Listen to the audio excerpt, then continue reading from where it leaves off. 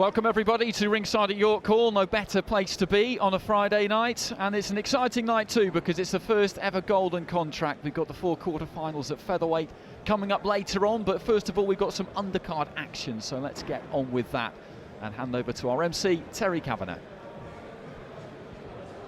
Good evening, ladies and gentlemen, and welcome to MTK Global's Golden Contract Tournament in the featherweight division. We are live on Sky Sports Boxing's YouTube and Facebook channels. Ladies and gentlemen, we're going to get right to the action of our first undercard fight. We have Jacob Robinson, but making his way to the ring first, we have Sean Davis. Slightly new spin on the ring walks we're going to have for you tonight. This is Showtime, Sean Davis. We've seen him plenty on Sky over the last couple of years, and he's taken this one at short notice. He's won an English title, he's won a WBC international title. These days, he's happy to hit the road and take some away corner jobs, but he still has ambition. He takes these jobs with a view to winning, and he will look at Jacob Robinson as definitely being somebody that he is capable of taking down. And now, making his way to the ring, Jacob Robinson. Well, last time I saw him fight, it was at the Vale Arena in Cardiff last September, where he produced as brutal a knockout as I've seen from ringside, putting Jules Phillips to sleep really before he'd even hit the canvas. He's 6-0, he's son of Steve Robinson, so from tremendous boxing stock, and they've wanted a test, Matt. They've wanted a step up, and in Sean Davis they've got one. Yeah, Sean Davis reminds me of Paul Ramsey and Mark Ramsey years ago. They were ABA champions, turned over as prospects, then got a couple of losses and became very much a journeyman mold, except they weren't your typical journeyman because they still had that winner's mentality, and they go out there and if they fancied it or they got a bit of a confidence in the fight, you were in for a hard night, and they could often spring the upset from the away corner. And Sean Davis he's in that similar mold for me. He's the opponent, but he's a live one.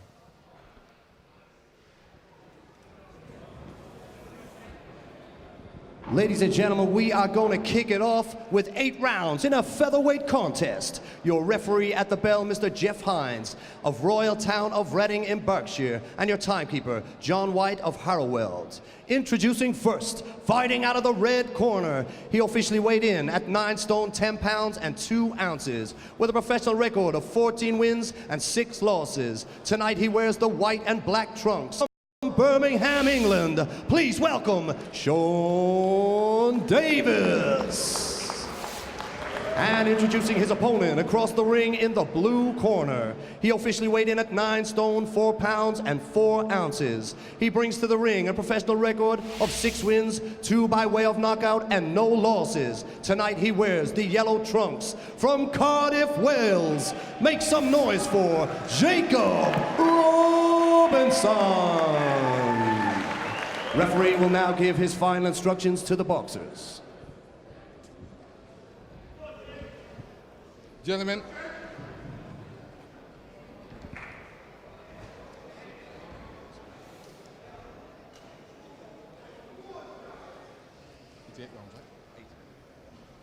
okay, gentlemen, 8 rounds or less.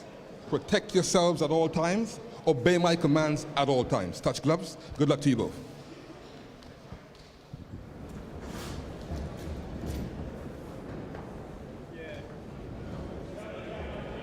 Seconds out, round 1.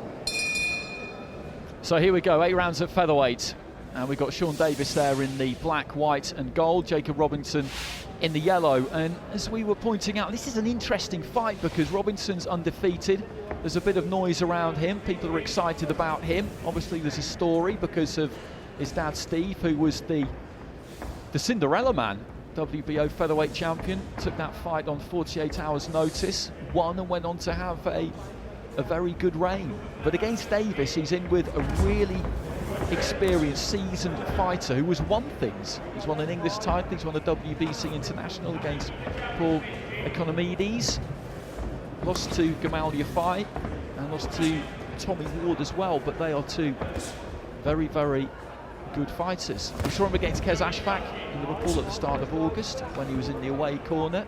And as I say, over the last year or so, that's something he's become more amenable to. But I know that he was expecting to fight for a Midlands area featherweight title at the start of September. That didn't happen. So he's looking to campaign on two fronts really, but he still wants to win things. Yeah, he's in that mould, Andy, where he's lost a few fights. He wants to make a few quid. He'll take the right fight if it's the right money, but he's still got that winner's mentality. He's still got his own aspirations and ambitions, and you know, like you said, he was in training already for an area title fight. So he still wants to win titles. He still wants to progress and hopefully move towards a British title shot. But if he gets a good offer, you know, he'll take it. So he's not protecting an undefeated record. So he's definitely not a journeyman, but he's also but he's someone that if you can put him under manners early on, show him it's not going to be his fight, then maybe he'll go into the opponent mold mentality. Boxed a couple of times since we saw him in Liverpool. The last time actually was last week. That was up in Glasgow. As for Robinson, he had a good amateur career boxing out of the St Joseph gym in Newport. Tony Borg's in the corner there alongside his dad Steve, so shared the gym with the likes of the Selbys, Craig Evans, Fred Evans, Gavin Gwynn, who we saw recently put up a good performance against Joe Cordina, challenging for that British title. He's a three-time Welsh champion before turning pro, so a good schooling, a good grounding there, and hasn't been too expansive in this opening round so far, boxing out of that southpaw stance, looking for the jab mainly so far. Yeah, Dave is looking for the right hand down the middle, looking for it over the top there. The straight right hand he's landed a couple of. Robinson looking for the straight left. You know, it's the battle of the backhands really here. The lead hands can often cancel each other out when you've got the southpaw and the orthodox.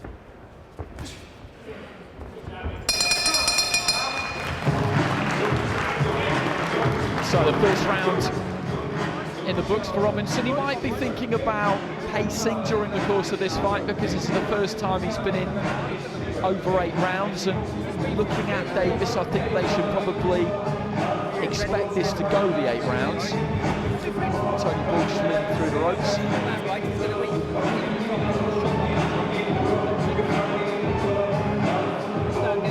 It was an amazing story, Steve Robinson, wasn't it? We were talking to Ryan Rhodes last night, and he's got Razak Najib on the bill later on, and he's taken it at short notice. He's jumped into this tournament at short notice, and Ryan was telling us what a great opportunity this is for his fighter, and you don't have to look any further than Steve Robinson to know how your life can change overnight. Perfect example of it, Andy. Stay ready, stay fit, stay in shape. Seconds out, round 2. Personifies that.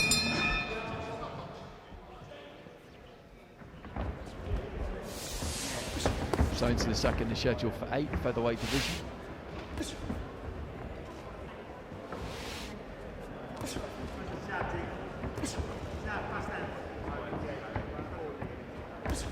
Not really managed to get through with that jab so far, Robinson. He's thrown it plenty, but Davis, who's standing just on the borderline of range.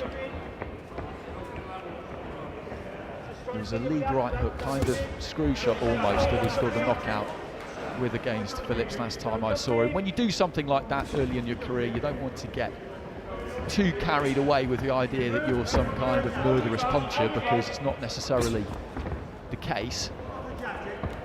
And he's been in with some durable opponents, Ronaldo Kahina and Jose Aguilar, who took him 6 in his last fight. That was back on June the 1st, so he's not boxed for a little while. Well, he's got good fundamental skills here. His hands nice and high, decent balance. He's not overcommitting with the jab. He's more of a range finder. Then he's looking for the straight left hand, and he hasn't really landed it too many times, but that's the shot he's looking for.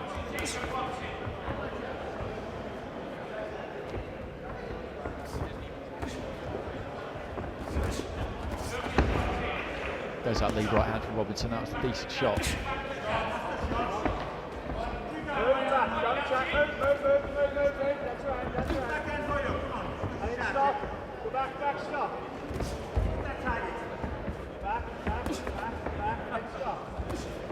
Oh, the guy really taking control of this fight, not landing anything too cleanly. But that's because both of them also have got good defenses. They've got the hands nice and high, but no one want to take that gamble. They're just trying to feint and lure the other guy into making a mistake, but no one really wants to be the guy to lead off first here.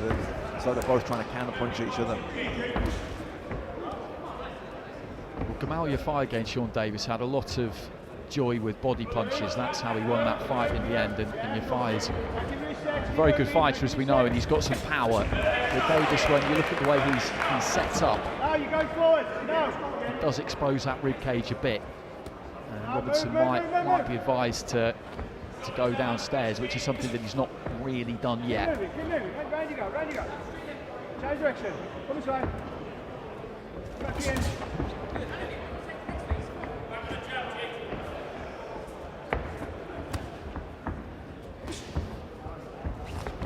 Throwing a few more feints there now, Robinson. It's a good idea. You want to be a counter puncher. You need your guy to be leading off, and in order to do that, you've either got to walk forward, and your presence has got to make him throw. You've got to throw more feints.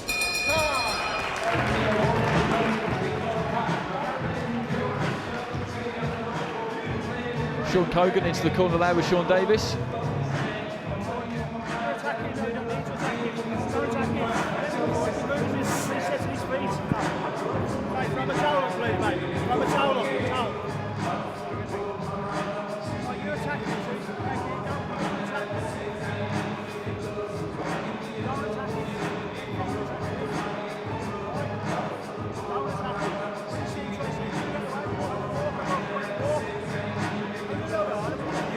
And if this does go down the stretch, which you'd imagine it probably will, he's got more experience, Davis, in the longer form of the two, that's for sure.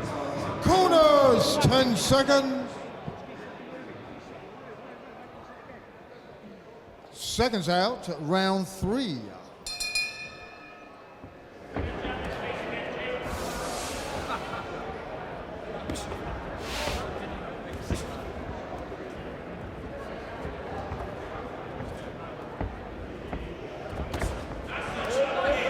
Robinson looking for that left hand. That backhand didn't quite get through with it that time. Davis had the right glove up where he needed it to be. He's just trying to measure with that lead right hand every now and again, Robinson. Still looking to get on that jab. Yeah, he puts it out there, Andy, but it's more of a trigger. He's trying to lure Sean Davis into counter-punching him, and then he's looking to counter-punch the counters, but he's maybe going to have to be a little bit more adventurous here, Robinson, if he wants to open Davis up. And he's winning the fights. There's not a lot landing, but he's doing a bit more. He's holding the centre of the ring. He's pushing him back. And he is outlanding him. That's better. But again, Davis, decent defence there, blocks most of them, and then steps forward and grabs a hold of Robinson.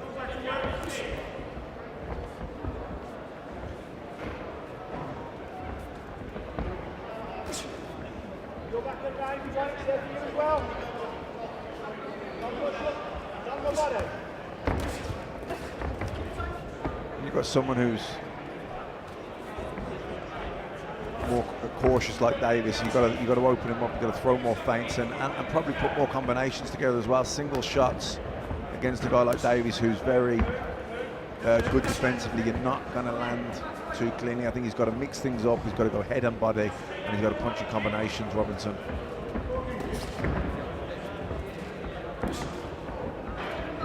Again, just flicks out the jab. He's just slightly out of range most of the time, Davis, when the punches from Robinson do reach the target. They're only just getting there, so there's not much left on them by the time they hit Davis. So most of them are being taken on the gloves on forearms, and he's been busy enough here, Robinson, as you've been saying, Matt, to win the fight. He's winning rounds doing this, but Davis, as we get into the second half, as I mentioned, he's been down the stretch over 10 rounds a few times, and Robinson hasn't. It might be in that second half that he feels he might be able to try and put him under some pressure. It's both quite cagey. There's a lot of thinking going on in there. Neither man could be accused of being gung-ho, that's for sure. But you know, we're only 3 rounds in. It's an 8-rounder. He's only had 6 fights, Robinson. So I think once he gets into the second half of the fight and he feels like he's comfortable with the pace, I think he'll start putting more shots together. Right.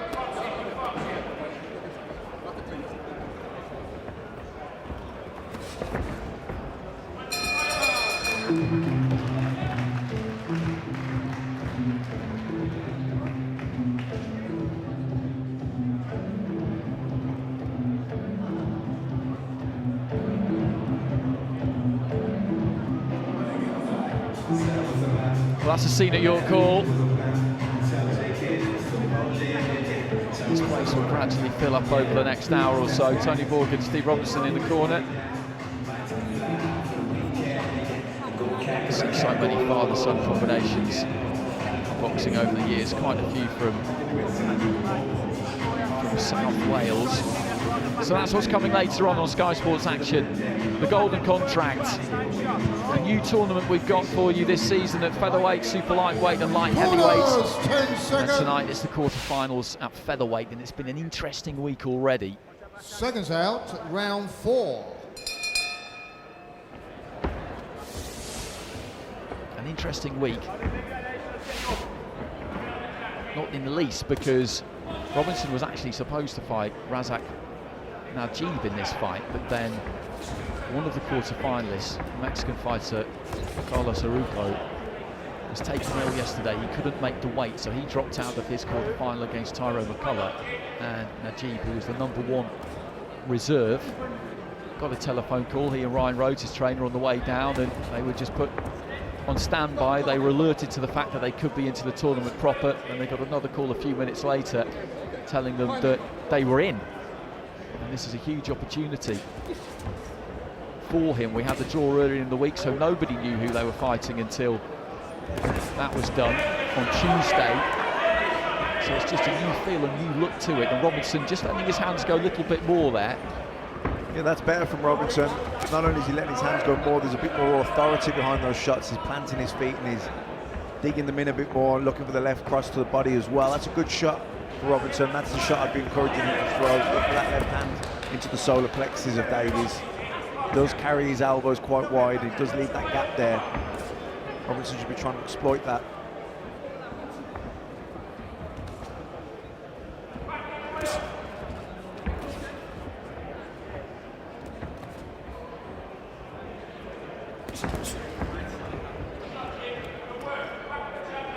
Double jab to the head from Robinson and then throw the straight left to the body rather than reaching for the straight left from too far out. Get your feet into range, back him up behind the double jab, then shoot the straight left into the solar plexus. That's a shot I'd be advising Robinson to throw those in his corner. So heading into the final minute of round 4, scheduled for 8, so just ticking up to the halfway stage. Robinson again just trying to use that jab.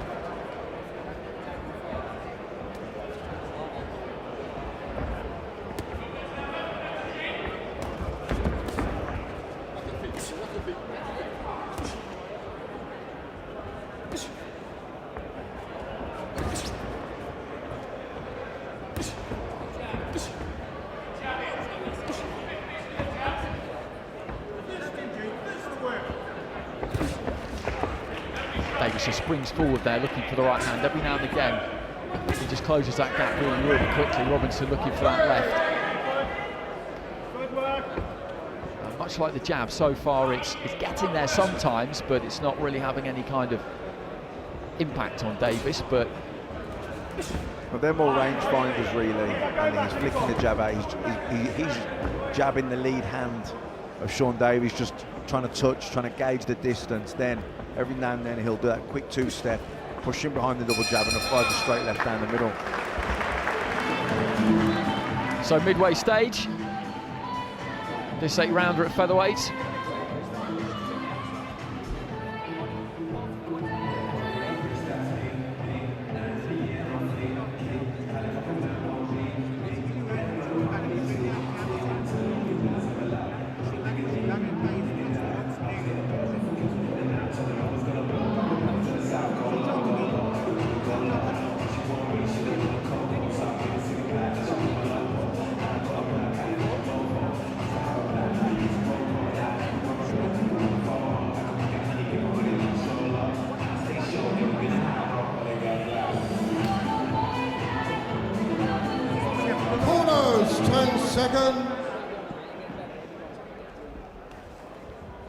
Seconds out, round 5.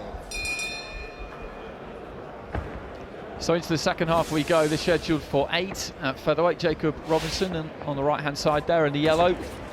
Sean Davis in the white, black and gold. He's taken this one at a day's notice. So Robinson with a late change of opponent. Let's have a look at your card so far, Matt, and I don't think there's any argument to be had there. Robinson is doing enough to win these rounds. He's looking for a way in. He's not taking any undue risks, and he's right not to, because he is in with somebody in Davis who, although, as we've been saying, he is prepared to take away corner jobs now at a day's notice, like he has here. He has won things, and he went the distance with Tommy Ward and won some rounds in a British title fight a couple of years ago, and Tommy Ward is making real strides. He looks like he could be a considerable force. Yeah, I mean, Sean Davis certainly isn't being dominated or beaten up or anything of the sort. It's every round's competitive. They're both quite cagey. There's a lot of thinking going on in there. Robinson trying to lure Davis into making a mistake that he can make him pay for, but he's not giving much away. Davis is staying very tight defensively, and when he does close the distance, he comes in really quickly, and he's not really allowing Robinson the space then to catch him in no man's zone and counter him. So it's the rounds are competitive and close, but Robinson doing more, landing more, and ultimately winning the rounds.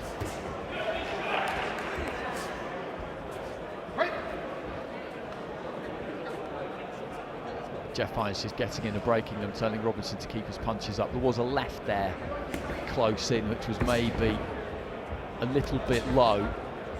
Davis did challenge for the English featherweight title back in June against Reece Mould, but he was comprehensively beaten. Put down a few times and stopped in the 4th round.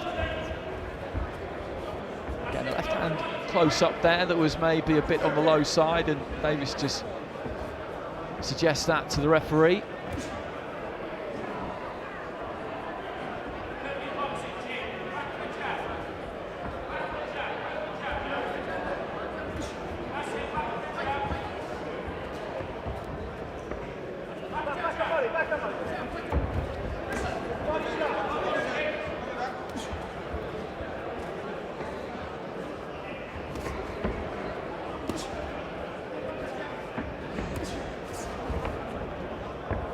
Davis walking in almost there behind what in the end was kind of a right-hand lead, just stooping in with a right to the body.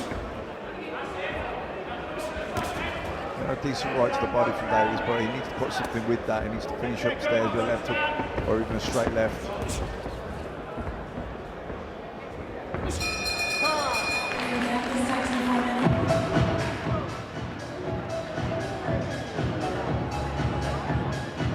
So some of the fighters we'll see later on started to arrive. There's Tyro McCullough.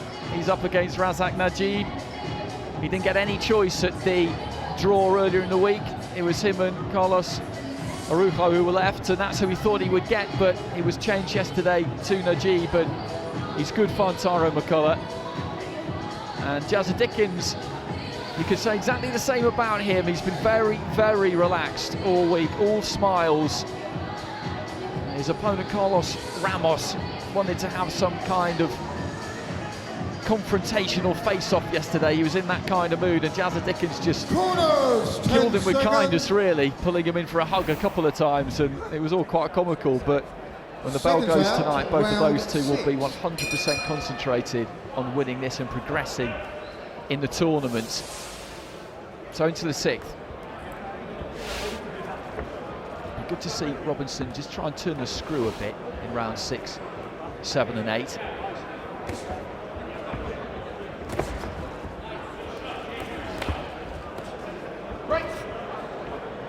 Yeah, and likewise it'd be good to see Sean Davis have a bit more of a go now. He's into the last 3 rounds.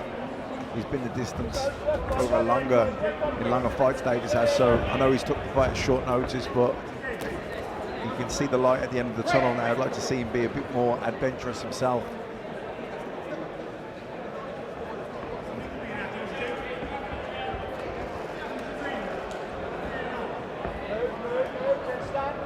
Back, stop.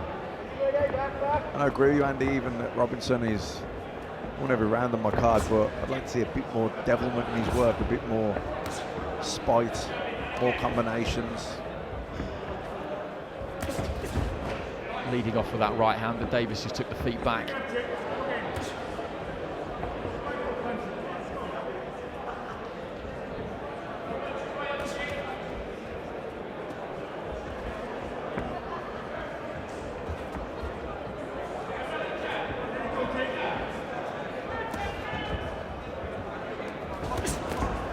Robinson just coming in, and Davis, as he backpedaled through a right hand, which did just catch him. A bit more aggression there from Robinson, looking to close that gap and really get on top of Sean Davis.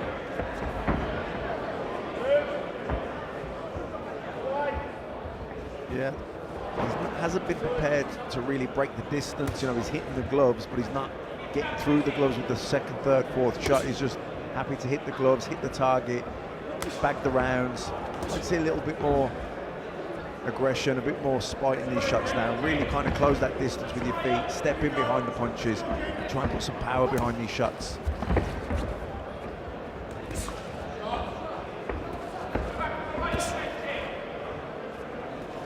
You know, in amateur boxing, just get the score, get the points, win the fights, but it's professional boxing, it's also entertainment. I'd like to see him stepping in. That's better, stepping in with the shot. Came with the jab or kind of screw shot first, then stepped in. Yes, it was blocked, but that's what we want to see. You want to step into range, get your feet there, and get some power behind these shots. Again, just fencing with that jab a touch. Davis has blocked plenty of them.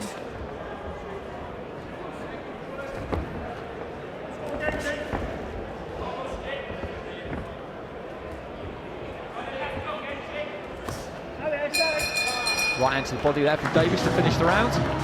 6 down, 2 to go.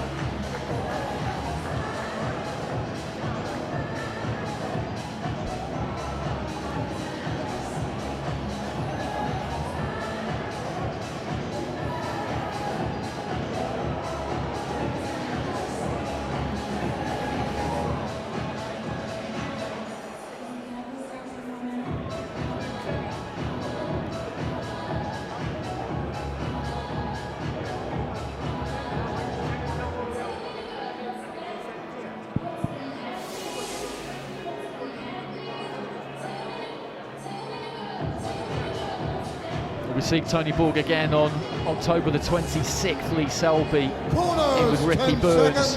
What should be an extremely interesting fight. Seconds out, round 7.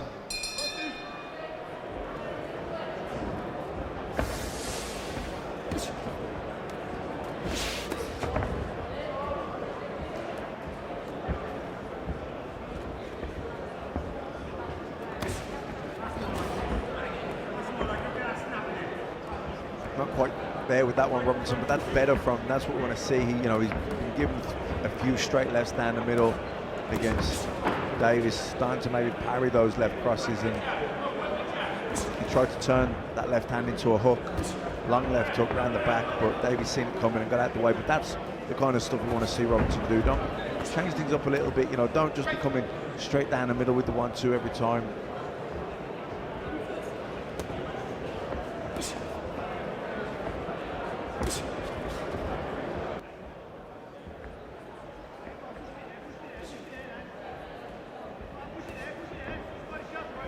Davis with the left hand, that's the punch he favours, that lead left hook. It's a good fight when we saw him against Paul Economides, who stepped in at late notice for Gamal Yafai, who injured himself right at the start of fight week. That was in Birmingham, back in early 2017, I think it was, and he claimed that strap, and it's something that he'll be proud of. Very much so when his career comes to an end. It was a big win. Yeah, it was a good fight. I remember Archimedes really put up a good effort, and equally it was a good win for Sean Davies.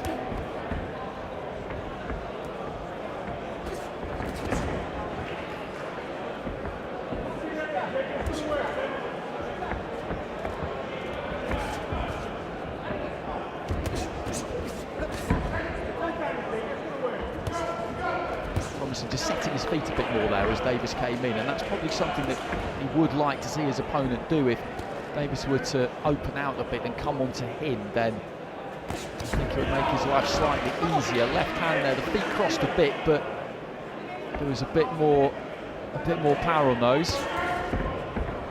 He's just coming out of his shell a bit here, Davis, in the final minute of round 7.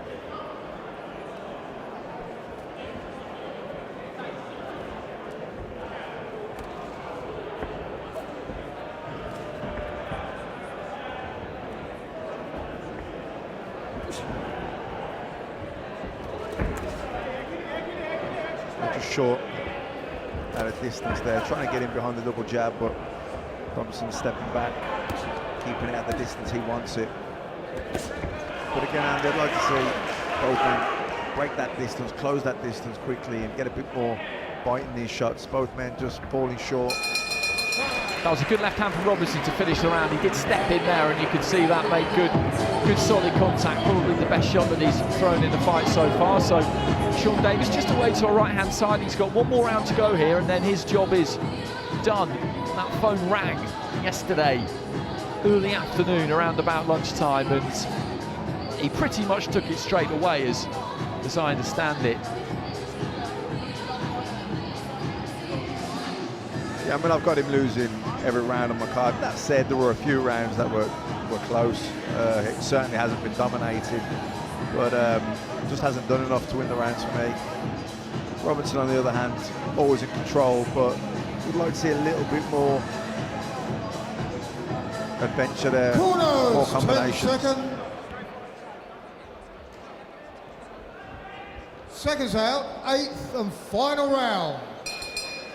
So touch of gloves between the two, 8th and final round. Jacob Robinson in the yellow was expected to win this fight. I think it's fair to say that. Sean Davis in the white, black and gold, although of the two, it's Davis who has done significantly more in his career up to this point, but he has over the last few months just changed tack slightly and started taking jobs in the away corner. There's that left hand again there. He landed one right at the end of the previous round, Robinson, and he just stepped in and gave himself the right kind of distance to land it, close that gap a bit.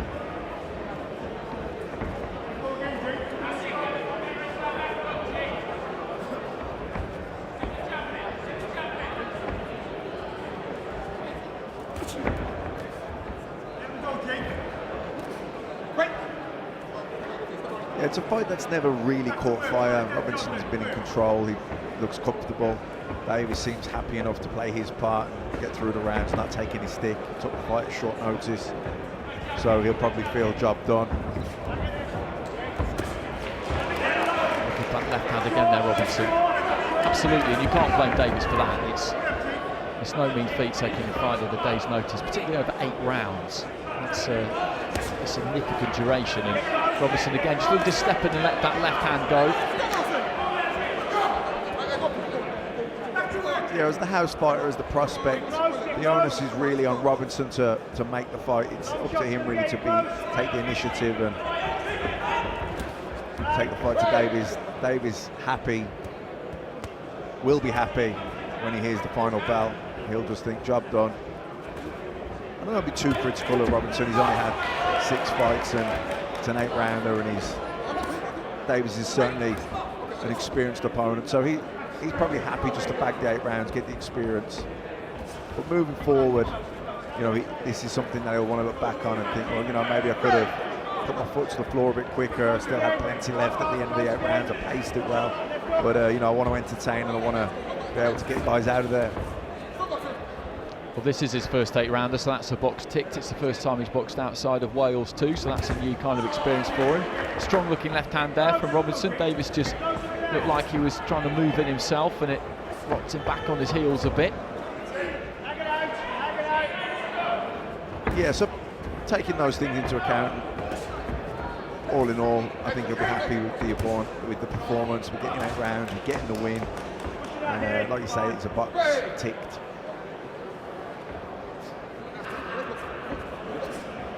Davis had been more aggressive in the last round and in the last couple of rounds really, but prior to that who kept things fairly tight. And if you're the one who's supposed to make the action, and as you say, if you're the home fighter, then the emphasis is on you to do that. If you're in the home corner, it's not an easy thing to do necessarily, to try and force the issue, cause problems for yourself if you're not careful.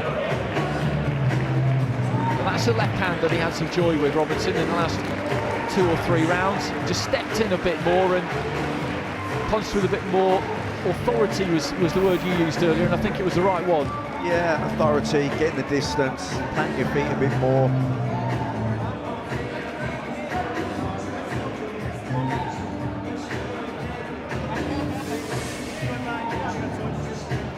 Well, you've given them all 8 rounds, and I don't think you could really argue with that. All smiles in that Birmingham corner. Davis and Sean Cogan, they came here, and their #1 priority was to get through the fight. He boxed last week, he's boxed this week, he'll box it again as soon as he can, I'm sure. Ladies and gentlemen, please show your appreciation for both fighters. They have opened up the show in style for us. After 8 rounds, we go to the scorecards. Referee Jeff Hines scores about 80 points to 72 points in favor of your winner, Jacob Robinson.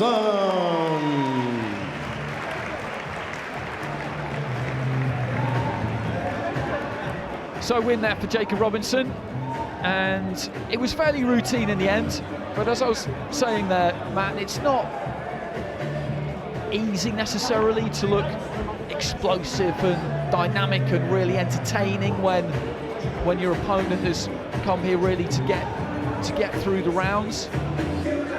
Yeah, especially when you're probably more of a boxer stroke counter puncher. You know, you rely on someone to be aggressive at you so you can counter punch against them, and you know, Sean Davis was happy to get through the rounds, happy to go the distance, get his paycheck and not get beat up. So it was difficult for Robinson to look good, but he ticked the box, got 8 rounds under his belt. Yeah, and on to the next one. Okay, well, let's get the next fight in the ring then. Back over to our MC, Terry Kavanagh. And now, ladies and gentlemen, making his way to the ring, Arnaldo Solano.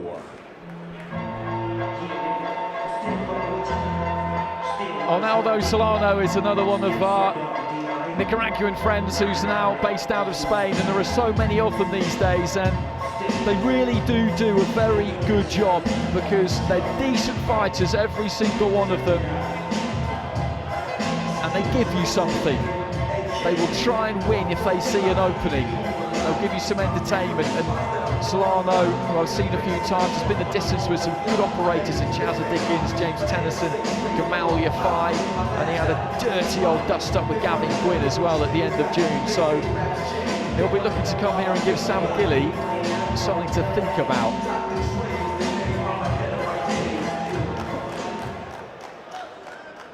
And now making his way to the ring, Sam Gilley.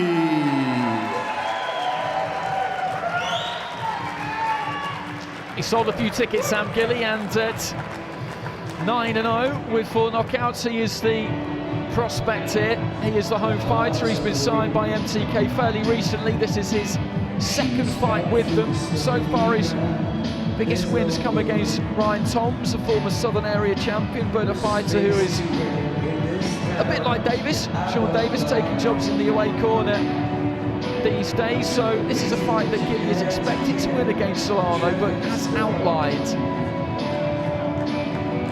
Solano will be capable here of causing him some problems, and the pressure is on him to get the win and maybe to put on a performance to impress. And he does look a little bit tense as he makes his way into the ring, which is no bad thing.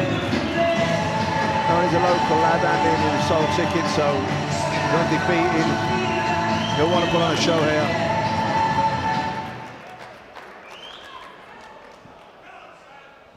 Ladies and gentlemen, this contest is scheduled for 6 rounds in a welterweight bout. Your referee over the action, Mr. Chaz Coakley of Southend-on-Sea, and your timekeeper, John Smith from Harroweld. Introducing first, Fighting out of the red corner, he officially weighed in at 11 stone and 1 pound. He brings to the ring a professional record of 35 professional appearances, tonight making it 36. Wearing the black trunks from Girona, Spain, please welcome Arnaldo Solano.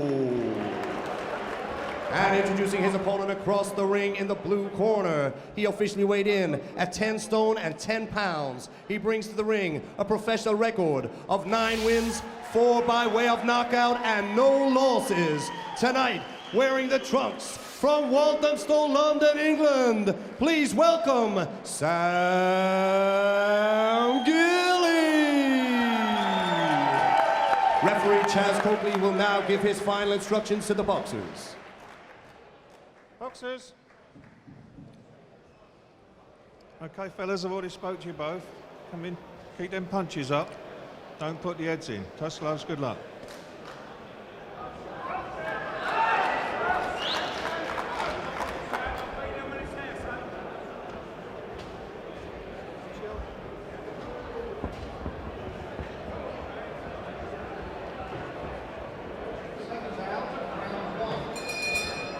So 6 rounds here between Sam Gilley in the black and purple and Arnaldo Solano, based in Spain but originally from Nicaragua. He's in the solid black, and Gilley, as mentioned, 9-0, 4 knockouts, London fighter, recent signing for MTK, and put on a good performance last time out. Stopped Fernando Valencia in 2 in what was a pretty brutal finish. That was the performance that persuaded MTK to sign him, and he's had 1 since then actually. His first fight with his new management team, that was here back at the end of June, where he beat Nathan Hardy. So as Matt said, he'll be looking to impress tonight. Solano will do what he can, and if he sees any openings then he will definitely have a go. Gilley, the first thing you notice about him is that he is big, the size of him for a welterweight, and he's in good condition too. Solano happy just to circle here and run the clock down. Looking for a left hook there, gets caught. Or a left hook from Gilley.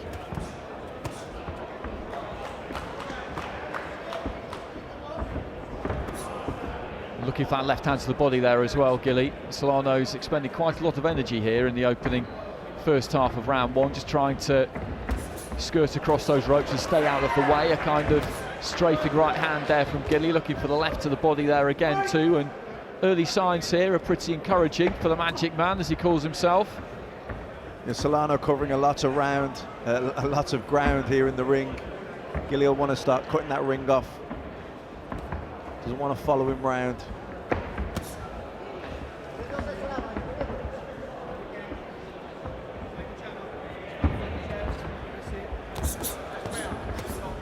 Right hand just caught him, and it hurt Solano there, I think, because he's looking to just lean in and hold on a bit. He was just trying to exit away to his left-hand side, and as he was doing it, he got tagged by a right hand. He immediately looked to try and fall in and get a hold of Gilley, and he's boxing out of the southpaw stance there briefly.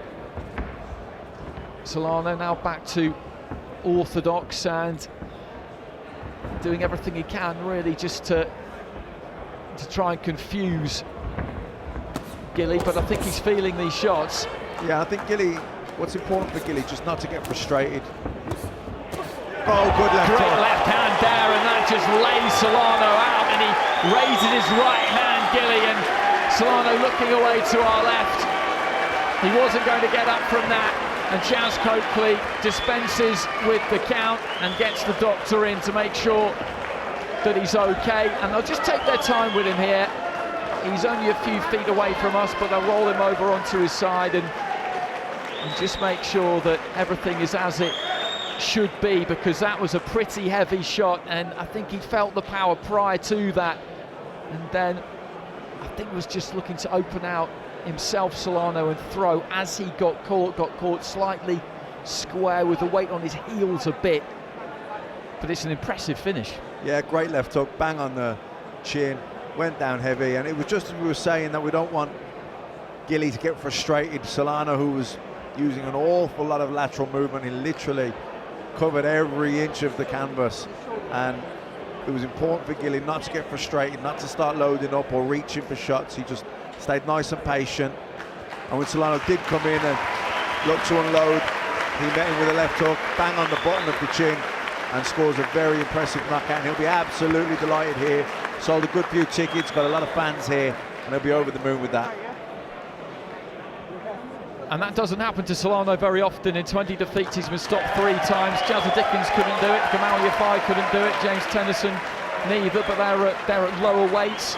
Gavin Gwynn, a lightweight, so up at the higher weight of welterweight, and Gilley was too much for him, really. He's up on his stool now, Solano, I'm pleased to say.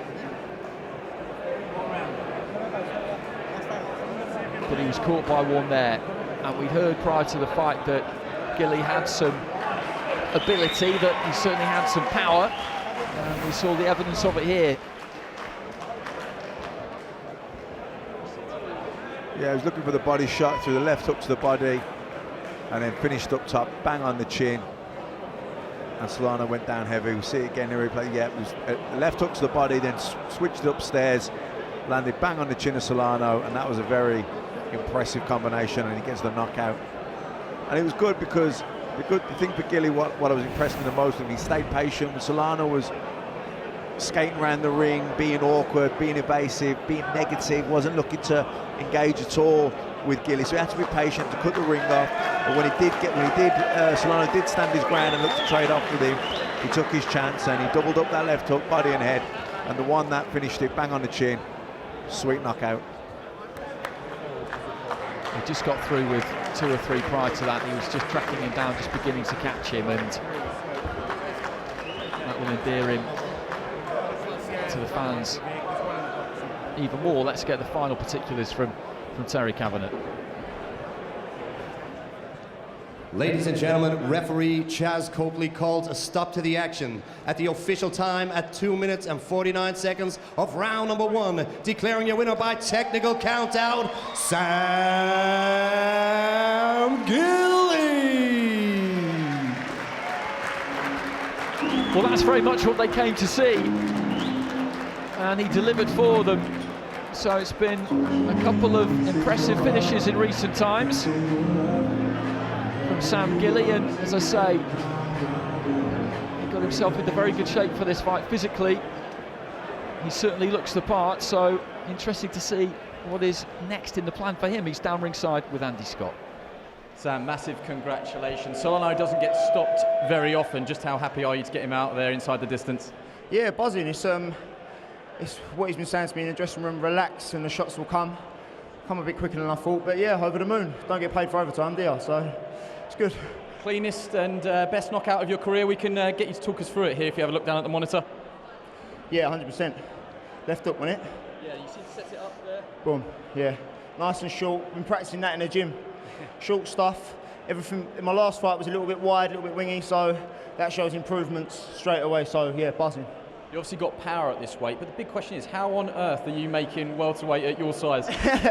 It's one simple answer, mate. Greg Marriott, dedication, this man next to me, like my mum, everyone up there, they all go through it with me. I'm a nightmare. It is horrible, yeah. I can't go out and do things that normal people enjoy, but it all comes down to this, and I make the weight easy. I'm massive at the weight, so if you can do it, let's do it, innit? Yeah. What are you, 6 foot, 6'1"? 6 foot, yeah, 6 foot. Okay, and the big question is, obviously everyone's here, brought some great fans with you. What's the plan? What's the future hold for you?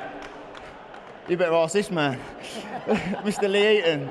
But mate, whatever they want from me, I'll do. I won't say no to anything. It's just I've had 10 now. That's my apprenticeship done really, because I did have an amateur experience, but not huge. So that's my apprenticeship done. Let's move on and let's start having some. Let's start having some belts. You've called him out, so we've got to bring him in now, even if he doesn't want to. Lee, what does the future hold, and just how impressed with your man? Yeah, very good performance. Didn't expect that, but great knockout. Now he's done obviously 10 fights. We're looking at a Southern area or an English title eliminator. So he'll be back out probably in December, and we'll be looking for a title shot or an eliminator. Sam, well done, perfect 10. Thank you, cheers. Thank you.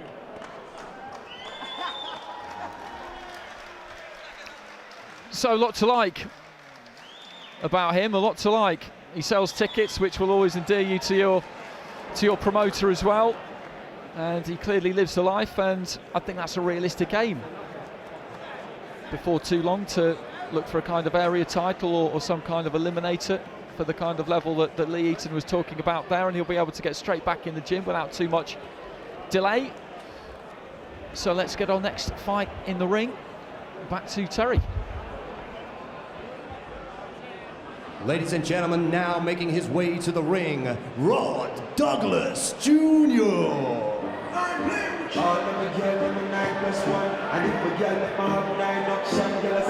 Rod Douglas is from incredible boxing stock. He's the son of the original Rod Douglas, a four-time ABA champion. Boxed for Great Britain at the Olympics in 1984, got to the quarter-finals, won a gold medal at the 1986 Commonwealth Games, and that's something he will have had to carry on his back throughout his own boxing career. Douglas Jr., 2 wins and 3 defeats. He won his first couple of fights,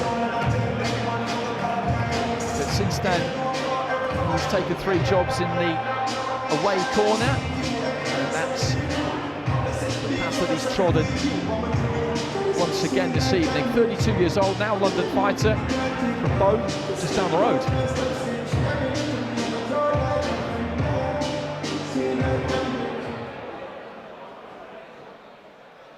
And now making his way to the ring, Mitchell Frierson. Mitchell Frierson's another good ticket seller. I've seen him a couple of times on MTK shows at the Brentwood Centre and at York Hall, and both times he won on points over 4 rounds against Casey Blair and Scott Hillman. He's had those kinds of fights so far, learning fights. He's got the one draw, that was in March. He stepped up to 6 rounds and took on the 3-5 Scott James, and it was 3 rounds apiece. Trains under Jamie Williams at the Legends Gym, and he's a hard-working fighter, a very wholehearted kind of a fighter. 27 years old, after a career that took in a few different clubs. He's just looking to get in there and see how far he can go, really.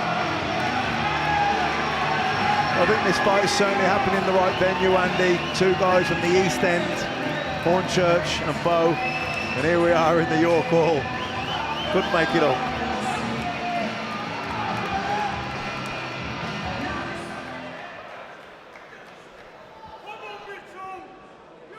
Ladies and gentlemen, we are ready for 4 rounds in a middleweight contest. Your referee at the bell, Mr. Jeff Hines, and your timekeeper, Mr. Stephen Pucci of Milton Keynes. Introducing first, fighting out of the red corner. He officially weighed in at 11 stone, 4 pounds and 9 ounces. Tonight making his 6th professional appearance inside the ring and wearing the white trunks. From Bow, London, make some noise for Rod Douglas Jr. And introducing his opponent across the ring in the blue corner. He officially weighed in at 11 stone, 6 pounds and 9 ounces, with a professional record of 3 wins and 1 draw. Tonight he wears the brown and black trunks. From Hornchurch, London, please welcome Mitchell Frierson. Referee will now give his final instructions to the boxers.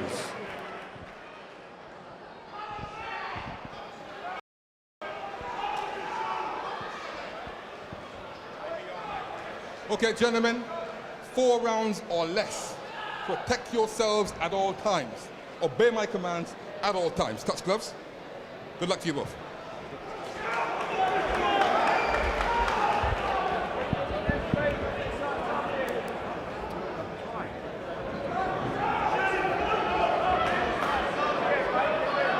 Seconds out, round 1.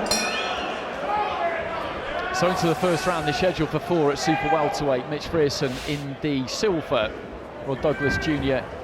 in the white. And Frierson, as you can hear, as I mentioned, has sold a few tickets. He always does, and that's a great thing for somebody early on in their professional career, but it does come with a little bit of pressure as well. Douglas did start life as a prospect, but after going 2-0, decided to pick up his stool and head for the away corner. And there's some serious London boxing experience in these corners too, because Rod Douglas Jr.'s got Johnny Eames and Johnny Greaves looking after him tonight, and Frierson, as well as Jamie Williams, has got Bell Granger. There's not a lot those gentlemen haven't seen between them.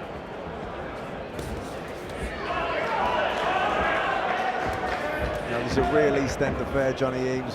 Been around forever. I know Johnny a long time in the South, going back way to the amateur days, and all the good, well, most of the good fighters that come through West Ham, Johnny Eames will have worked with pretty much all of them.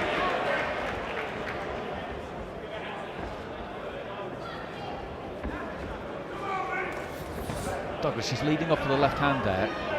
Didn't land heavy, but it did land. And then catches the left himself as he looks to move in. And the early signs are good here. I think this is going to be entertaining.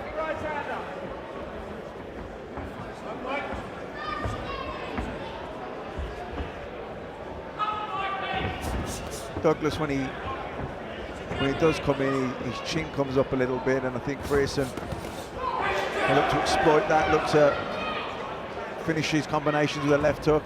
I think Douglas is wide open for one. Douglas is moving forward there, as you're saying, trying to let his hands go. He is showing a bit of aggression here. Frierson backed up towards the ropes, but just manages to dip the knees and get under that left hand. And Douglas throwing, but as you say, standing quite tall as he does it. Yeah, I think Frierson should just try and take a couple of those on the gloves and then just throw that left hook upstairs. Don't even look, just put it there. His chin, Douglas's chin just wide open. His head's there. Frierson can catch him with the left hook.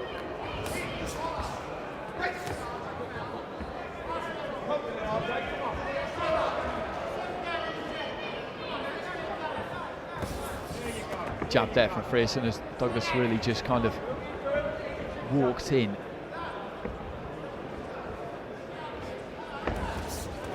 Right hand there, just trying to time that jab there. Frierson as he stuck out his left hand. Douglas, it wasn't the quickest jab you'll see. Frierson trying to come over the top of it.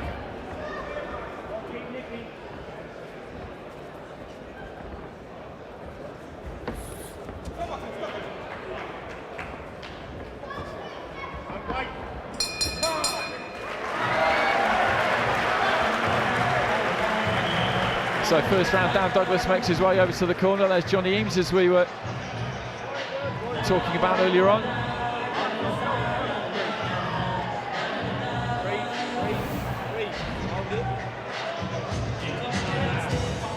There's that left hook, and then he finishes with a jab.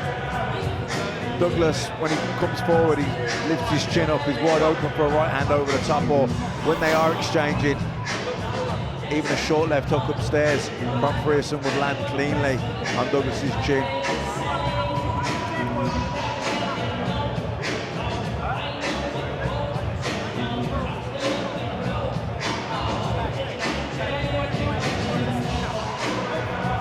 Corners, 10 seconds.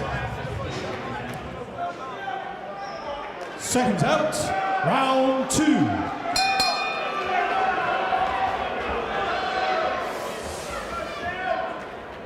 So into the second, they're scheduled for 4. Mitch Frierson boxing out of the home corner. He sold some tickets in the silver, Rod Douglas Jr. in the white. And he's looking to let his hands go, Douglas, when he can, which is making this a decent watch so far. He just catches Frierson as Frierson was just pulling back there. He's playing with fire a bit here, Douglas. He could get caught himself almost at any second, but he's bringing a little bit of heat to Frierson and asking a few questions. Yeah, well, he'll have local pride, Andy, both men from the East End of London, so he'll and we are in the East End of London, so no one wants to lose on their own turf, especially to someone. Listen, Wilder there with the left hooks. Douglas.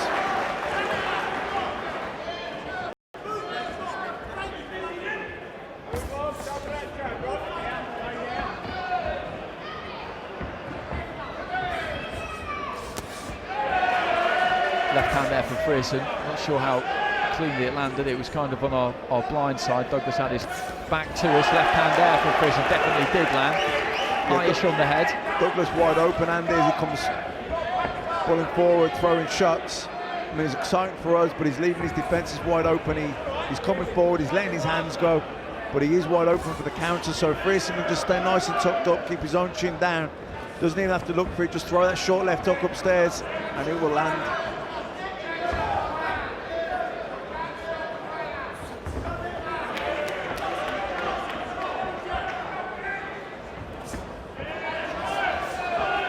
Frierson just looking to double up on the jab there, then reaching for that right hand a bit. Douglas was just slightly out of range. And when he gets in range there, Douglas, once again, he just looks to wail away to the body there with a left hand or right hand. Jab high to the head there from Frierson, but Douglas just walks through it. Frierson slipping and sliding, rolling under those shots. Good defensive move, but he wants to finish up there with his own counter, then a short little left hook, because Douglas is wide open for a left hook counter. He's not moving his head after he finishes punching, he's just staying there stationary, head bang on in the middle, glove low, and he's wide open for a counter from Frierson.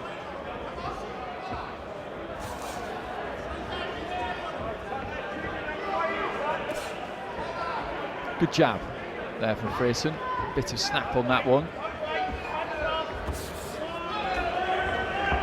And another that just caught Douglas on the way in. Yeah, nice left hook there, right hand to the body, then finished upstairs with a left hook. That's better from Frierson.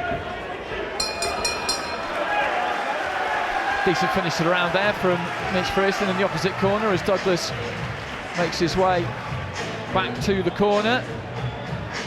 And we're not too far away now from our Golden Contract quarter-finals. And this is Carlos Ramos. He is the EU champion. He's in quarter-final number 2 against Jazza Dickens. Dickens, a former world title challenger, former British champion. Has been in with some seriously good opposition, but Ramos is backed by Sergio Martinez. He's with Maravilla Promotions, and here's another interesting fighter we've got on the card, Hiron Sokeras. He's up against Ryan Walsh, and he picked Ryan Walsh as well. He could have picked Ryan Walsh, or at that stage Carlos Araujo, and he decided to go for the long-reigning British champion, a Cuban fighter boxing out of Miami. An interesting scene to the weigh-in yesterday too. Walsh made it bang on the mark after having to work right up until the last second almost just to take a little bit of weight off, and there were verbals, there were words exchanged between the two camps, and it's that dynamic to the tournament that makes it so interesting. The fact that someone like Sokeras can come in and pick Ryan Walsh. If you're Ryan Walsh, you might be wondering exactly why he's done that. There were so many mind games involved. And Sokeras has had that air about him this week that you see with a lot of Cuban boxers. They just don't really seem to be all that bothered who they fight. But back to this one, and it's been an entertaining watch so far into round 3, and Frierson, as time has progressed, has just began to time Douglas a bit better and catch him on the way in a bit better. Yeah, he landed a good solid right hand there a few moments ago as Douglas came in. When Douglas is aggressive, when he comes throwing his hooks, left and right, both body and head, he comes quite square, his feet come together, and he's wide open for a counter. He doesn't, when he finishes punching, he brings his hands back to his waist as opposed to his chin, and that's when Frierson should try and tuck up. That's better for Frierson, looking for the short right hand, left hook combination, but it's when Douglas gets aggressive and lets both hands go, which he will do as he's doing right now. That's when Frierson can catch him with the counter. Douglas just pushing Frierson back into the corner. Jeff Hines having a quick word about getting him in a headlock, really, as he was manoeuvring him back into that blue corner. Nice double jab there from Frierson.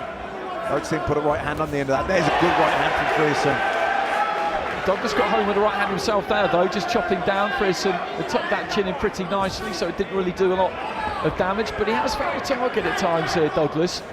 He's brought a lot to this fight. It's been good to see. He's been on the front foot. He's been trying to make the action, make the going, and that's not generally what you see from someone with a 2-3 record. Yeah, but there's local pride at stake, Andy, both from this neck of the woods. Yorkville, an iconic venue. A good right hand from Douglas. Was a good right hand as Frierson was just backed up to the ropes a bit.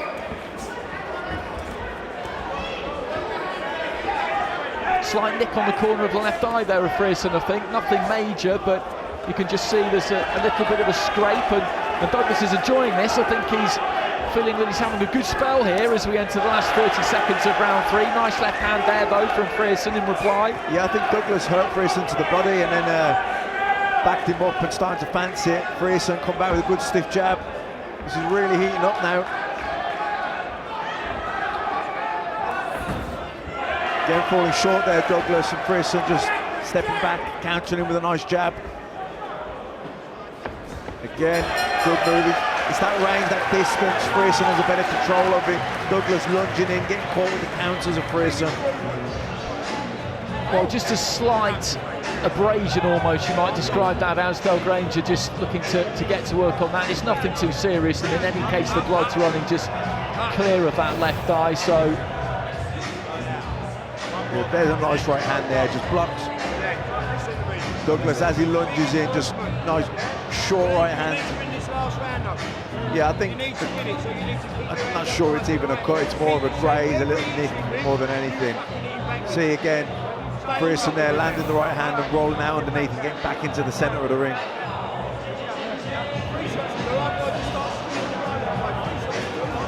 Well, just one round to go, and that was a good round. That was an interesting round to watch between these two. 8 o'clock, Sky Sports Action, the Golden Contract. Make sure you join us for that. Exciting new venture, new tournament that we'll be bringing you in throughout the course of the season. Some really good matchups later on. Douglas trying to thank Frierson here, trying to lure him into leading up. He wants to play the counter puncher for a bit. Now he's in on top of Frierson, but again his chin's wide open for a left hook counter from Frierson. But again, he's just looking to tee off there, Douglas. It's a more even round, that third round. He'll be thinking if he wins this final round here, Douglas, that he can get something out of this, that he's in this. Frierson boxing better, he's throwing the feints, he's taking a little half step back and he's landing nice counters, the straight jabs, the stick jabs there, nice jab again, but the aggression of Douglas is giving him some problems. Short jab there from Douglas. And both of them threw at the same time, and he landed just slightly before Frierson. He looks to try and send the right hand into the body. Good head movement from Frierson off the ropes there, rolling under both shots. Boxing nicely here in the 4th round.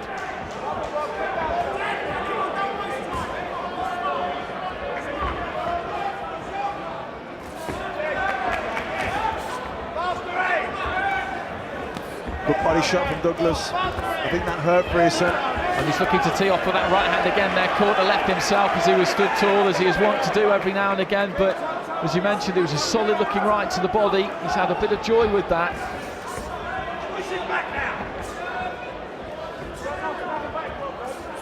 And just taking that half step back, getting a bit of room, getting a bit of distance.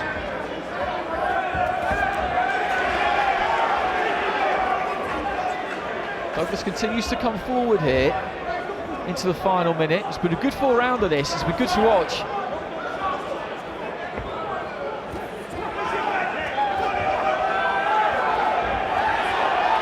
Left hand there from Frierson, as you've been mentioning. Matt, he left himself open there, Douglas, but that's just the way he fights. He's not going to change now at 32 years old, and he's again just trying to dig that right hand to the body. Left hand just catches him once more as he was trying to close his man down. Yeah, a bit crude from Douglas, but good effort. He's coming through, he's throwing shots, he's putting a lot into them, but a little bit crude. The fences are very leaky, and Frierson, who's the tidier, nicer boxer, who's got a better judge of distance, taking that little half step, getting a bit of room and landing. Oh, good left hook from Frierson. Well, there's a left hand off the back of that from Douglas as well, and it's a good final round, this. Yeah, the tidier boxer Frierson though, landing the better shots from the Andy. Well, Frierson, as he goes back to the corner there, just kind of looking towards the corner as though he's not entirely sure about something. The doctor just having a quick little look at the cup. there's not too much to it. Well, that was an entertaining fight. It was a good fight, and look at your card there, Matt. You got it 40-37 to Frierson, and I wouldn't argue with that. But the referee, I think, is possible. He could be a bit kinder to Douglas and you a bit. I could also see 39-38 to Frierson, but I don't see Douglas getting a draw here. I do think that Frierson won the first couple and also the last round. The third was close. I gave it 10-10. Maybe you could have given that to Douglas.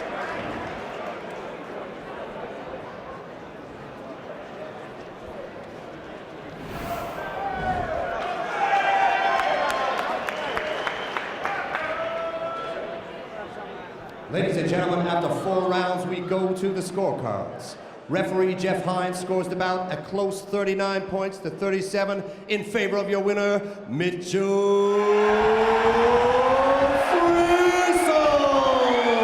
39-37, so 3 rounds to 1. A shake of the head there from Rod Douglas Jr. as he heads back towards his corner. He put plenty into that fight, and I'm glad to see that he got rewarded with that round from Jeff Hines. But the cleaner work, the smarter boxing did come from Frierson. I don't think there can be any argument about that. But Douglas brought some heat there. He did his absolute level best to win that fight. He just caught a few too many on the way in trying to do it. Yeah, you're right, Andy. I think the third round the ref gave 39-37, and that was his best round. He was competitive in the last as well, but he was getting picked off his distance. He was falling short. His defences were a bit leaky. Put a lot into it in terms of aggression and landed some good body shots, but was getting picked off a little bit. His defences were leakier, and the better technique and a better style from Frierson was winning in the rounds. But it was a very worthwhile outing for him, and he's down ringside with Andy Scott. Mitchell, congratulations. It was a bit of a local derby, and on paper we thought it'd be a good fight. How much did you enjoy that? Yeah, I loved it. Like everything I've sort of been working on, sort of a little bit paid dividends tonight. I've just tried to settle down a little bit more. My last fight, obviously, I drew, so obviously it was straight back to the drawing board. It was a silly mistake that I got dropped with, so literally the next week, straight back in the gym, learning. And obviously Rod Wright comes to win tonight, so it weren't no pushover opponent, and I sort of think in bit glimpses I showed what I can do. Maybe I've got to probably pick up my combinations a bit more, but probably going from the last fight, I sort of played it a little bit safe, just tried to get the win and get the momentum back rolling. Over 4 rounds, I suppose you've not really got a feeling out process, and he's got so much pressure. How do you feel that you coped with it? I'll be honest with you, I thought I was doing 6, so... Well, is that what happened at the end? You seem to not be sure that the final bell had rang. When he said for last, third or fourth and final round, I was a bit like baffled, but at the end of the day, I still think I won every round pretty convincingly. Kept it simple, I came here what to do, and I've done it. You mentioned a draw in your last fight, that was over 6. You've done 4 tonight. Would you be happy to go back up to 6 now? Yes, well, like I said, I thought this was 6 tonight, so everything happens for a reason maybe, so 6 rounds maybe in December, New Year, see how it goes. But like I say, back in the gym, learning. Sold some tickets tonight, and York Hall's a real good venue. Matthew Macklin said in commentary, that's exactly the sort of fight that suits York Hall. I'd just like to say thanks to all the support that come out. Like I say, it's not an easy game, selling tickets. I'm balancing the job as well. I sold, all my friends are helping me out sell the tickets, so I'm totally blessed with the people I've got around me, and can't wait for the next one. On a Friday night as well, well done. Yeah. So that's what he was confused about. He thought that was 6 rounds rather than 4. And when the bell went, he was wondering where those other 2 rounds had gone. But it's a good win for Mitchell Frierson. As he said, he's brought some support and thanking them, which is always a good move. Let's get our next fight in the ring. So back up to Terry Kavanagh. Ladies and gentlemen, making his way to the ring, Montez, Budkavicius. Well, I had a quick chat to Zigamantis earlier on. He's from Lithuania originally, and he's now based in Hull. He's had all 26 of his pro fights based in the UK, working with Ivor Clement from the Workout Boxing Academy in Hull. And he's been sensible with the choice of opponents. He was in with a good fighter in Joe Laws on July the 14th and went the distance with him over 4 rounds. Very likeable. And he's come here tonight just to try and get through another outing. That's the name of the game when you're on the road.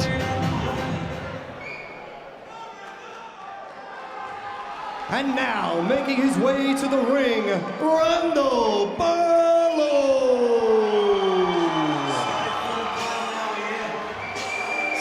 Well, I sat down with Randall earlier on too, and this is his professional debut. He did have a brief amateur career, 16 amateur fights. Lived in Ireland between 6 and 18 and learned to box there really. He's been boxing unlicensed in the UK. He's had a good number of fights on that circuit, but he decided that now was the right time to turn professional and just see if he could make any strides. His dad Roger was a good fighter, turned pro, but was mostly known for his work as an amateur, boxed for England on numerous occasions as an amateur fighter. Barlow now based in Crawley at Lumpini Boxing Club.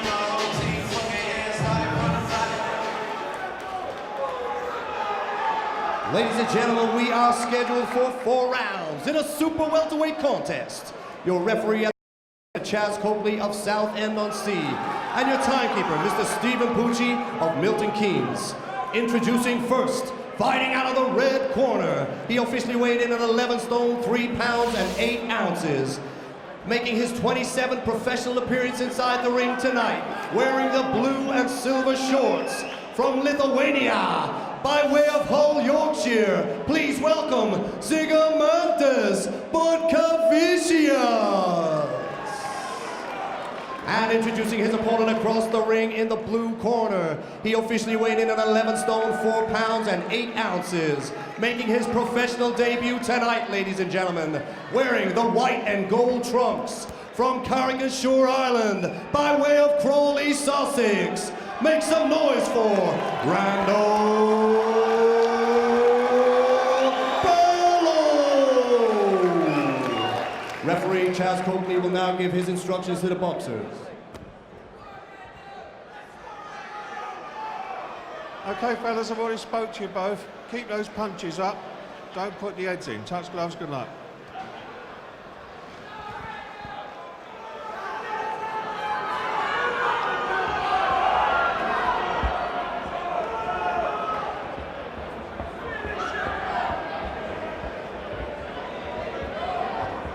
Seconds out, round 1. So they're scheduled for 4 at super welterweight. Randall Barlow making his pro debut in the white and gold. Zigomantas Butkavicius, a whole-based Lithuanian in the blue and silver. The pro debuts are nerve-wracking affairs, no matter how much experience you have elsewhere. Switching stances there earlier on. Barlow boxing out of the orthodox stance, but started as a southpaw. He has mainly been a southpaw throughout his career, and he is extremely tall for the weight. That's the first thing you notice about him. When I went to speak to him earlier on, I had to do a little bit of a double take to check it was him, because I saw the height of him and it just didn't really seem possible, to be honest, that he would be an 11 stone fighter. He's very tall, very twitchy. He's looking to get his jab going.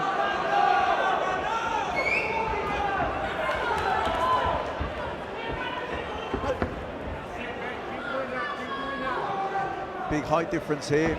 Barlow trying to back Zigomantas up behind the jab, looking for the backhand down the middle. Richard that backhand there, Barlow didn't quite manage to land it. Goes back to the orthodox stance. Butkavicius is in good shape himself. You can see that he's in good condition. He's found plenty of work in the away corner. And as I said, he's been sensible with the opponents that he's taken on. He hasn't gone in too deep. They've all been 4-rounders except for a couple.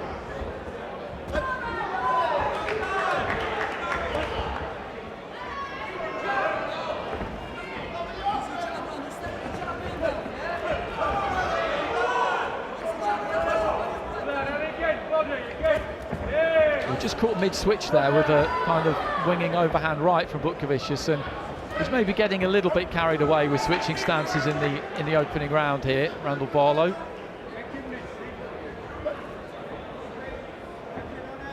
Into the final minute. Zigomantas landing a big right hand over the top, lunging in with it. Barlow a little bit upright as he backs off.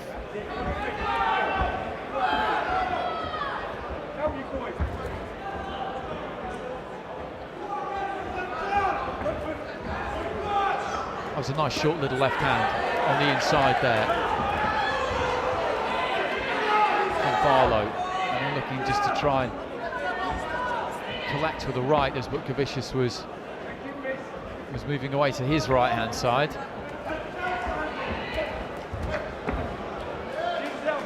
Little nick on the corner of the right eye there of Barlow. Slight bit of blood just slipping out of that, as you can see, as he's just wandering back to his corner. Decent, lively looking opening round.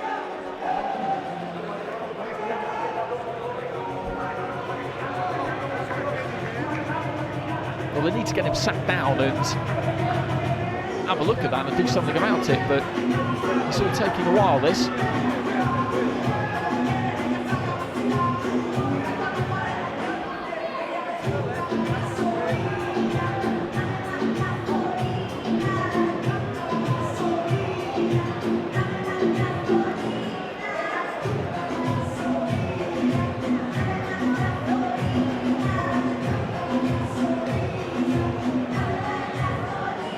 Corners, 10 seconds. That's Tommy McCormack, the cut man there. We'll see him a little bit later on. Seconds out, round 2. So into the second round. Pro debut for Randall Barlow in the white and gold, up against Gigantis Butkevicius from Lithuania, now boxing out of pole. Good straight left hand there from Barlow to kick off the round. Didn't manage to land that too much in the opening round. Looked for it 2 or 3 times, but didn't quite have the distance for it. Just looking to try and bull his way onto the inside. Didn't see exactly how that little nick was caused. It could have been a clash of heads, equally could have been a punch. Either way, it's no real problem. Butkevicius, though, looking to try and work the body. I think Barlow wants to make his mind up and stay either orthodox or southpaw, or at the very least, if he is going to switch, do it at a more appropriate time, not mid combination where he's wide open to get caught. Right hand over the top there from Montez. He looked that big overhand right there, Butkevicius, and got caught by a left. I think it was an accidental elbow that caused the damage, minor damage, to the corner of the right eye there of Barlow. And this is warming up nicely in the second round. Butkevicius has definitely come to give it a crack here. Maybe after that first round he's decided that he's not really that bothered about what's coming back in the opposite direction. Yeah, I think that's what it is, Andy. He's had a little look first round. He's felt the power of Barlow, and he thinks, you know what, I can live with that. And he seems happy to lunge in here, close the distance, coming forward aggressively there, off balance, just falling short.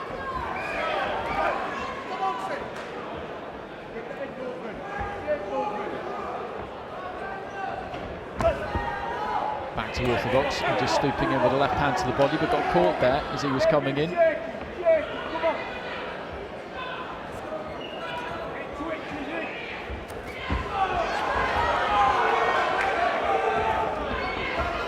Butkevicius crude as he comes forward, but it's effective at times.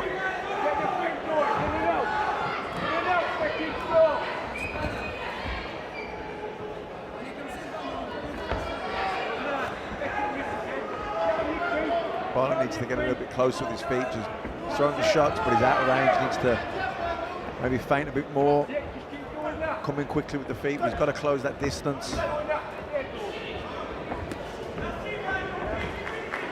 Montez lunging forward, but he backs Barlow up against the ropes, landed one of those right hands.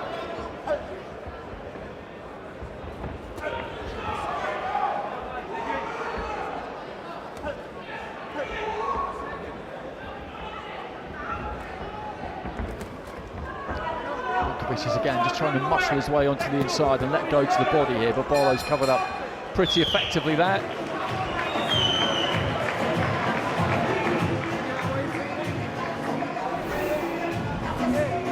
Well, here's Ryan Walsh arriving backstage, brother Michael on his shoulder. Liam will be just behind the pair of them. He's got a lot of big fight experience. We last saw him on the White Chisora 2 undercard just before Christmas, where he beat Reece Bellotti. And the defence against Lewis Pauling last time out. That was a very close fight. And in terms of the odds, it's tight really between Walsh and Lee Wood from what I've seen as to who is the favourite. Dickens too, and I think that's the elbow that caused that little bit of damage to the corner of the eye earlier on. 10 seconds corners. As I mentioned earlier, it was a Seconds really out. Round interesting 3. moment at the draw when Hiram Sokaras chose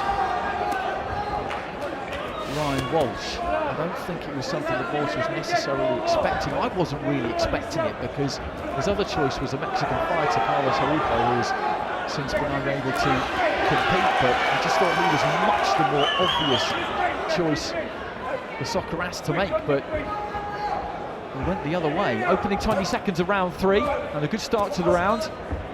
And the gap just closing between these two. Leaping left hook there from Booker Vicious, who again is looking to try and get on top of Barlow here. Yeah, I mean, I think Zigomanis is starting to fancy this now. He's tasted the power of Barlow, and I think he thinks, you know what, I can live with that. I'm happy to take one to land one. He's a taller guy. I've got to close the distance. He's rushing in at times. It's a little bit crude, but it's effective. And when he is in on top of Barlow at that short distance, that's what suits him better.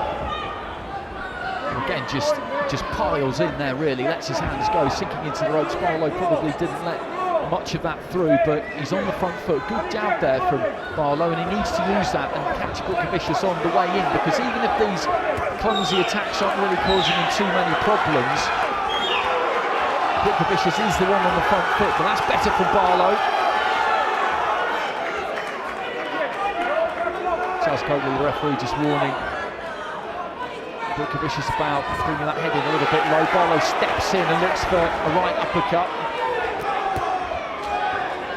Long left hand there from Booker Vicious, didn't land particularly solidly, but did land. He's having a good round here. I'm going to say Zigomanis. I'm going to call him by his first name because I'm not even going to try and pronounce that second name. You're doing a very good job, Andy, I have to say, but I would definitely get that wrong. But, you know, this has been a good work from him in this third round. He's been aggressive. At times it's been a little bit crude. He's lunged in, but he's been effective. He's managed to smother the work of Barlow, and when he's up close and they're together, he's landed some good body shots. And I've got him nicking this round. Barlow that time just claiming about, complaining maybe about a clash of heads. There's a bit of blood just coming from the hairline there of Booker Vicious. I think it's probably transferred from the corner of the eye there of Barlow. That's better from Barlow, and a nice straight left down the middle. That's 30 seconds now. I think whoever finishes strong here can nick around. Well, Barlow having a good finish at the minute, and I think that left hand has given Booker Vicious something to think about. That caught him as he was moving forward and took a bit of steam out of him, definitely. Mouth open for Booker Vicious, and he's just looking to nick a little bit of a breather here, I think, after putting quite a lot into the first 2.5 minutes of the round.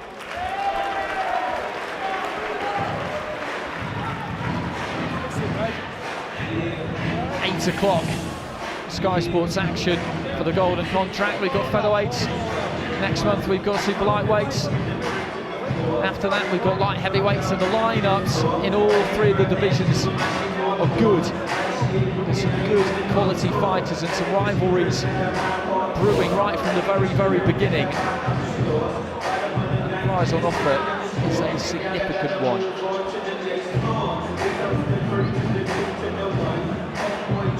He's given us a good fight so far here, Booker Vicious. I was talking to his trainer there, Ivor Clement, before the start of the fight, and they were looking forward to this. 10 seconds corners. Seconds out. Fourth and final round. So touch of gloves between the two, fourth and final round, and it's been a good watch, the opening 3 rounds.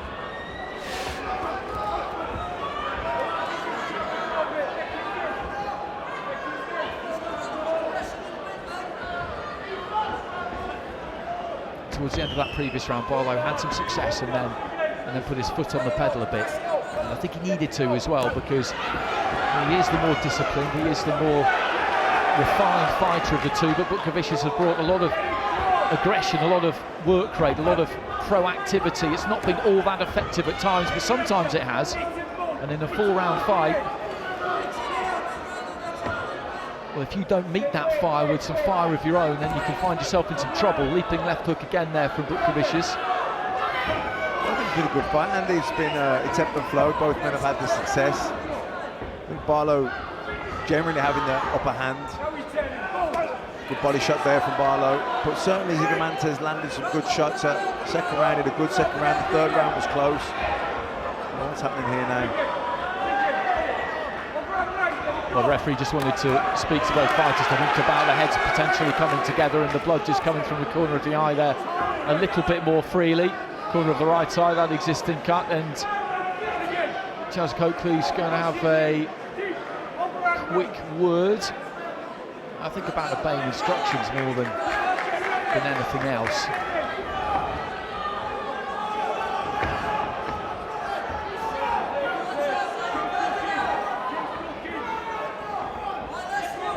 Midway through the final round, a bit of posturing. Nobody really willing to commit. Barlow looking for that jab, looking to get onto the front foot more. It's interesting the way he's gone about this final round, Barlow. He's been quite aggressive, hasn't he? And he's come out, he's... like he feels like he needs to win it. Yeah. He's coming forward, he's happy to stand and trade body shots with the short man. That was a good left hand. A good left hand on the inside from close up there from Barlow. Butkevicius just before that had swung an almighty overhand right from way back, which Barlow saw coming without any great problem into the final minute of round 4. But for a pro debut, this has been a very worthwhile outing. Yeah, Barlow from Carrick-on-Shore in Tipperary. He actually played an under-14 hurling match there many moons ago. That is some top Carrick-on-Shore knowledge. I can't rival that. Good left hand to the body there from Barlow. Just walking forward as Butkevicius throws his right hand, not too much on that, and again he's just leaning in there, Butkevicius, and 20 seconds to go. I think he'll be happy enough to hear the final bell. Slight thickening around the bridge of the nose there for the Lithuanian. Barlow's chased him around a bit in this final round. He hasn't cut off the ring particularly well. Left hand there from Butkevicius. Good body shot from Barlow. Bell goes, and that was a good fight. That was a good fight over 4 rounds. Barlow making his professional debut, you would say, has done enough there to win the fight, but Butkevicius has made a good fist of that. He came with some ambition, particularly after that first couple of rounds maybe. He decided that he was going to really give this a crack, and it can go one of two ways a lot of the time with away corner fighters. If they taste a bit of power early on, they often decide that discretion is the better part of valour, and they just need to get through to that final bell and live to fight another day, live to fight the next week.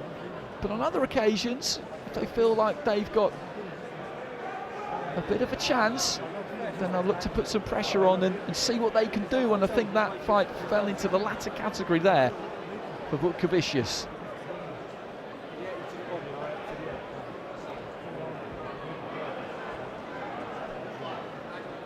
There's that slight bit of damage to the corner of the right eye.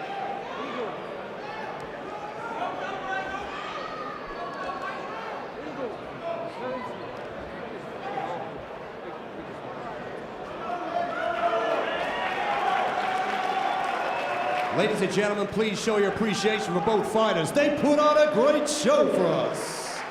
After 4 rounds, we go to the scorecards. Referee Chaz Coakley scores the bout 40 points to 36 in favor of your winner, Randall Barlow. So Randall Barlow gets it, 4 rounds to 0, 40 points to 36. He's brought plenty of support, so they'll go home very, very happy later on this evening. And as pro debuts go, that was a good one to have, because he was put under some pressure there by somebody who, as I say, after the first couple of rounds had felt they could get into this fight, Butkevicius, and do something, and possibly even even win. So he'll have learned something from that. He really got cuts as well, so that's something he had to cope with. So good experience, good atmosphere. He gets the win on Sky. He'll be absolutely delighted with that. As I said, he did have an amateur career. He did have quite a few fights on the unlicensed scene too, so he's stepped through those ropes plenty of times, but it's always different when you make your professional debut. Anyone will tell you that, even the most experienced top international amateur will tell you that. So let's hear from him now. He's down ringside with Andy Scott. Randall, congratulations, you've won every single round, but that looked like a very tricky opponent for your professional debut. How did you find it? Yeah, it was tough. You kind of forget things again. It's like learning all over again. It took me a couple of rounds to start like relaxing, and had a lot of people here. Yeah, I owe this man big thanks, because he's put me through my paces. I've been through tough times lately, and he's been there all the way, so I owe everything to this man here. How were the nerves? Yeah, they were fine. I was buzzing. I was with the likes of Sam Gilley in the dressing room, and they talked me through a lot of things, and big up to them for helping me as well. You just checked it out on the monitor there. Welcome to the pros, big cut. Yeah, I know, 2 cuts. I've never been cut before either, so that's new as well. It's all experience. You've not had the most traditional route into the professional game. You had an amateur career, but you also went out on the unlicensed circuit as well. What do you want to achieve in the pros? I just want to take one fight at a time, and I'm just going to try to win every fight, and what happens, happens. I'm with MTK. If I win, I'm sure they'll give me big opportunities, and I'm just buzzing, man. I'm so happy. Well done, I'm glad you enjoyed it.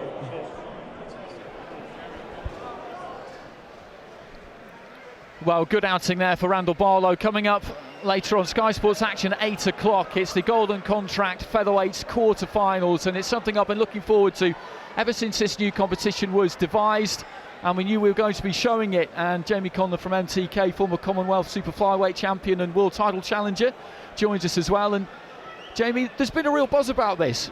Yeah, all definitely. Throughout the week, starting at Repton, and the draw is really interesting. The fact that at the start of the fight week, nobody knows who they're going to fight, and some really interesting selections were made. Yeah, we were at the draw. We seen how they were reacting before the draw, but everything changed. The tension in the room got really serious. It kicked off the week perfectly. The atmosphere in the hotel changed. Everyone was questioning why they picked me. What did they see as a weakness? So it's really livening up the night, and the atmosphere in the change rooms is a bit tense also, between Rubio, Kemp and Walsh both looking to inspect the wrapping of the hands, etc. So it's building up to a great climax. Well, that's interesting, Matt, that's continued from the weigh-in yesterday, because basically what happened, in case you haven't seen it, is that Ryan Walsh had to work right until the last minute to take the weight off, got on the scales. It was just flickering slightly above, slightly below at times, and the board official rightly just called it 9 stone dead. Jorge Rubio got involved, stuck his neck in, as he would as the opponent's trainer, and now it's just spilling over into tonight. Yeah, I think Rubio is trying to ruffle some feathers, and it certainly worked. They went on for quite a while. There was a lot of animosity, and at one stage I was thinking, all right, lads, let's calm down now. The fight's on. You're going to get to do this tomorrow. But they were Rubio certainly got under his feathers, and but I think this is a good fight. I think the Walsh, he's experienced, but he's 33 years old now. Interesting fight. Well, let's just have a look at those 4 quarterfinals that we've got coming up. And first up, Tyron McCullough against Razak Najib, who came in as a late replacement for Carlos Arujo. Jazza Dickens up against Carlos Ramos. Those 2, 3 and 4 are the ones that are creating the most interest and attracting the most attention. Sokaras picking Walsh, we kind of covered that one. Lee Wood, straight out of the blocks, picked David Oliver Joyce, and we weren't really expecting that. No, I don't think anyone was. That set the tone for the whole week. Coming out and picking possibly one of the favourites outside of Ryan Welch. But I think we're all forgetting about Jazza Dickens. I think he's gone under the radar. We're focusing very much so on Lee Wood and Ryan, given the fact that they're both Commonwealth and British champions, rightly so. But Jazza Dickens is a live underdog or a live contender in this competition. Well, Jazza Dickens has been very relaxed all week. He's been all smiles. I mentioned it earlier. He kind of killed Carlos Ramos with kindness yesterday. Ramos wanted a kind of confrontational face-off, and Jazza just kind of leant in, grabbed hold of him and gave him a big hug. The dynamic of the fighters around each other this week has been really interesting because it's new for them as well. It's all new for them, it's new for us, and I can't wait to see it later on. Sky Sports action, 8 o'clock.